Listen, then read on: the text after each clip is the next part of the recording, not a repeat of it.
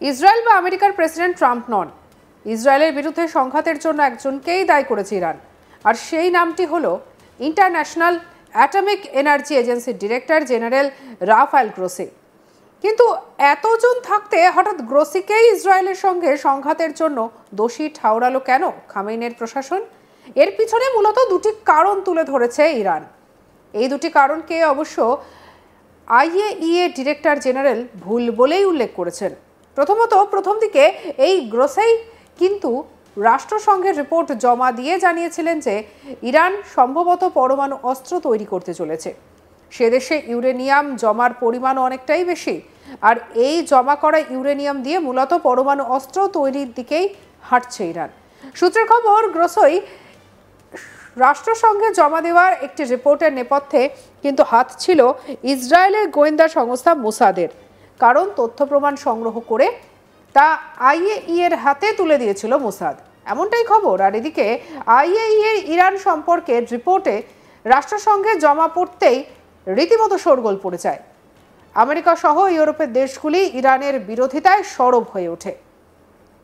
এই সুযোগটাকেই কাজে লাগায় ইসরায়েল। কিন্তু পরে আমেরিকার একটি মিডিয়াকে দেওয়া সাক্ষাৎকারে গ্রোসই নিজেই স্বীকার করেছেন যে ইরান যে পরমাণু অস্ত্র তৈরি করতে যাচ্ছে সে বিষয়ে নিশ্চিত প্রমাণ তাদের হাতে ছিল না। কিন্তু ততক্ষণে ইরানের মতে বড্ড দেরি করে সত্যটা স্বীকার করলেন গ্রোসই। ততক্ষণে যা ক্ষতি হওয়ার হয়ে গিয়েছে, গোটা বিশ্বের কাছেও ইরান সম্পর্কে একটি নেতিবাচক ধারণা তৈরি হয়েছে। এ বিষয়ে ইরানের বিদেশ মন্ত্রকের মুখপাত্র ইসমাইল বাকাই হামানি তিনি বলেছেন, এটি আসলে অনেক দেরিতে আসা সত্য।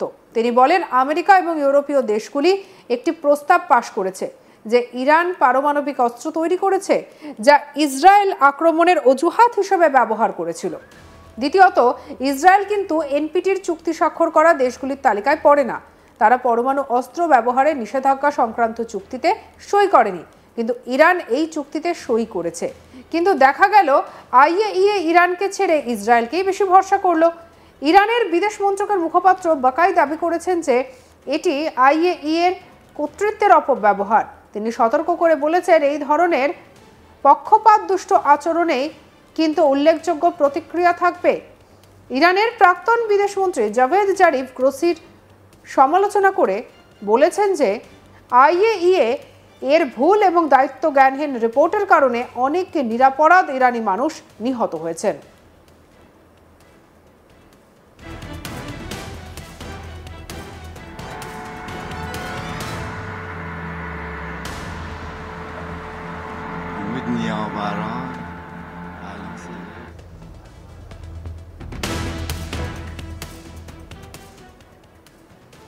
তিনি গ্রোসিকে সংস্থার সুনাম মারাত্মকভাবে ক্ষতিগ্রস্ত করার জন্য দায়ী করেছেন। তিনি দাবি করেছেন যে ক্ষতিটি মেরামতের অযোগ্য। ইরানের সর্বোচ্চ নেতা আয়াতুল্লাহ খামেনি কোথায় রয়েছেন? ইরানের এই শীর্ষ নেতা কোথায় লুকিয়ে রয়েছে তা জানে বলেই জানিয়েছে আমেরিকা। তবে এই মুহূর্তে তাকে জানে শেষ করার বিষয়টি ভাবছে না ট্রাম্প প্রশাসন। উল্টে বন্ধু দেশ ইসরায়েলের হাত শক্ত করতে অত্যাধুনিক সামরিক অস্ত্র পাঠানোর দিকেই বেশি জোর দিয়েছে আমেরিকান প্রশাসন। ইতিমধ্যে আমেরিকা এবং জার্মানি থেকে বিশাল কার্গো বিমানে করে ইসরায়েলে পাঠানো হয়েছে প্রচুর অস্ত্র সরঞ্জাম। সেই ভিডিও ভাইরাল হয়েছে সোশ্যাল মিডিয়ায়। জানা গিয়েছে ইতিমধ্যেই মোট 14টি বিমানে ইসরায়েলে এই সমরাস্ত্র পাঠিয়েছে আমেরিকা এবং জার্মানি।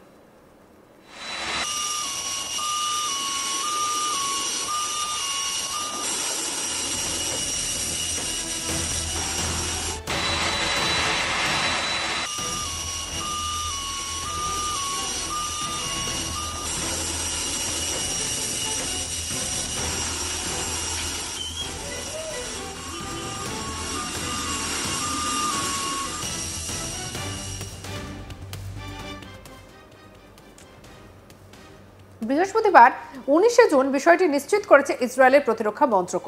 প্রতিরক্ষা মন্ত্রক এক বিবৃতিতে বলেছে যে 13 জুন ইরানের বিরুদ্ধে ইসরায়েলি হামলা শুরু হওয়ার পর থেকে বিমানগুলি আকাশ এবং সমুদ্র সেতুর অংশ হিসেবে কাজ করছে। ইসরায়েলের প্রতিরক্ষা মন্ত্রক সূত্রে খবর যে সেনাবাহিনীর অপারেশনাল প্রস্তুতি সমর্থন করার জন্য এই সমরাস্ত্র সরঞ্জাম পাঠানো হয়েছে।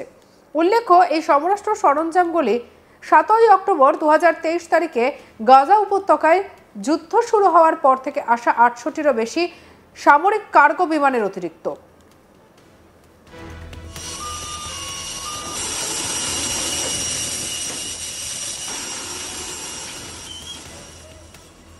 যদিও এই সমরাষ্ট্রগুলির মধ্যে ঠিক কি রয়েছে সে বিষয়ে মুখ খোলেনি ইসরায়েলের প্রতিরক্ষা মন্ত্রক। ওয়াশিংটন এবং বার্লিনও এ নিয়ে সরাসরি কিছুই বলেনি। প্রসঙ্গত শুক্রবার 13 জুন ইরানে একের পর এক পরমাণু কেন্দ্র এবং সামরিক হেডকোয়ার্টারে হামলা চালায় ইসরায়েল। বিভিন্ন দূরপাল্লা এবং মাঝারি পাল্লার ব্যালিস্টিক মিসাইল ইরানের ওপর নিক্ষেপ করে বেঞ্জামিন নেতানিয়াহু সেনা। এরপরই পাল্টা ইসরায়েলের ওপরে হামলা চালায় ইরান। ইসরায়েলি কর্তৃপক্ষ জানিয়েছে যে ইরানের মিসাইল হামলায় কমপক্ষে 25 জন নিহত এবং শত শত আহত হয়েছেন। আর এদিকে ইরানি মিডিয়া রিপোর্ট অনুসারে ইরানে ইসরায়েলি হামলায় অন্তত 639 জন নিহত এবং 1300 জনেরও বেশি আহত হয়েছেন। ইসরায়েলি হামলার পর ইরান আন্তর্জাতিক পারমাণবিক শক্তি সংস্থার অনসাইট পরিদর্শন বন্ধ করে দিয়েছে।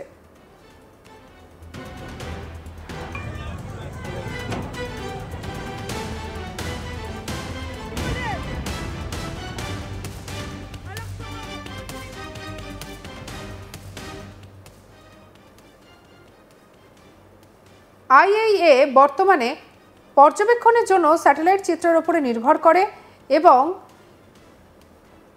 ইস্পাহান স্থাপনার মজুত ইউরেনিয়াম সমৃদ্ধকরণের মাত্রা এখনও নিশ্চিত নয়।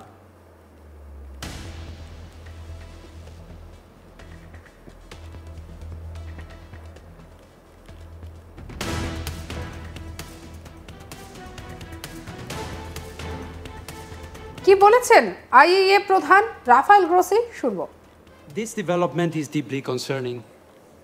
I have repeatedly stated that nuclear facilities must never be attacked, regardless of the context or circumstances, as it could harm both people and the environment. Such attacks have serious implications for nuclear safety, security and safeguards, as well as regional and international peace and security. This development is deeply concerning. I have repeatedly stated that nuclear facilities must never be attacked, regardless of the context or circumstances.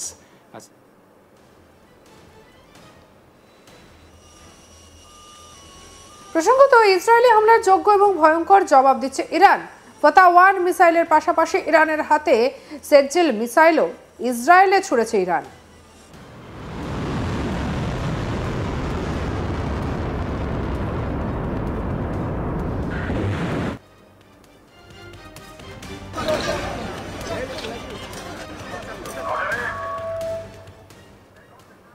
সঙ্গে রাখুন আজ তাক বাংলাকে। অন্যান্য খবরের জন্য like, comment, share, subscribe করতে ভুলবেন না।